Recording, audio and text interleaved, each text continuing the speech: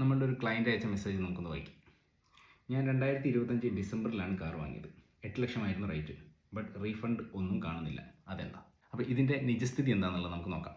25-26 financial ഇയറിൽ നിങ്ങൾ 10 ലക്ഷത്തിൽ കൂടുതൽ മേലോട്ട് എമൗണ്ട് വരുന്ന എന്തെങ്കിലും വെഹിക്കിൾ, കാറാവാം, ബൈക്കാവാം, ലോറിയാവാം, ബസ്സാവാം, വാട്ടവർ, 10 ലക്ഷത്തിൽ മുകളിലോട്ടുള്ള വാഹനം, എന്തെങ്കിലും ഒരു വാഹനം നിങ്ങൾ വാങ്ങിയിട്ടുണ്ടെന്നുണ്ടെങ്കിൽ ആ ടോട്ടൽ എമൗണ്ടിന് 1% നിങ്ങളുടെ കമ്പനി എവിടെ നിന്നാണോ നിങ്ങൾ വാങ്ങിയത് അവർ നിങ്ങളുടെ കയ്യിൽ നിന്ന് 1% അധികമായിട്ട് ചാർജ് ചെയ്യും. ശേഷം അത് നിങ്ങളുടെ പാൻ നമ്പറിലോട്ട് അവരടയ്ക്കും. ഈ വർഷത്തെ ITR ചെയ്യുന്ന സമയത്ത് നിങ്ങൾക്ക് എന്ത് ചെയ്യാം? ഈ എമൗണ്ട് നിങ്ങൾക്ക് തിരിച്ചെടുക്കാം.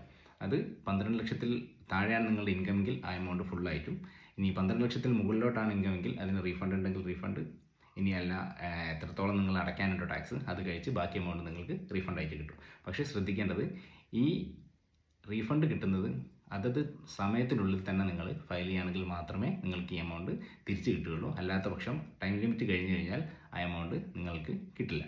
25-26 ഫിനാൻഷ്യൽ ഇയറിൽ നിങ്ങളുടെ സുഹൃത്തുക്കൾ ആരെങ്കിലും ഈ പറഞ്ഞ പോലെ 10 ലക്ഷത്തിൽ മുകളിലോട്ട് വാഹനം വാങ്ങിയിട്ടുണ്ടെന്നുണ്ടെങ്കിൽ 1% മിസ്സാക്കണ്ട. 10 ലക്ഷത്തിൽ മുകളിലോട്ട് വണ്ടിയുള്ള നിങ്ങളുടെ സുഹൃത്തിന് ഈ മെസ്സേജ് അയച്ചു കൊടുക്കുക. ഓക്കെ, ഇതുപോലെയുള്ള ടാക്സ് അപ്ഡേഷന് വേണ്ടിയിട്ട് ടാക്സ് ഫിക്സ് ഫോളോ ചെയ്യുക.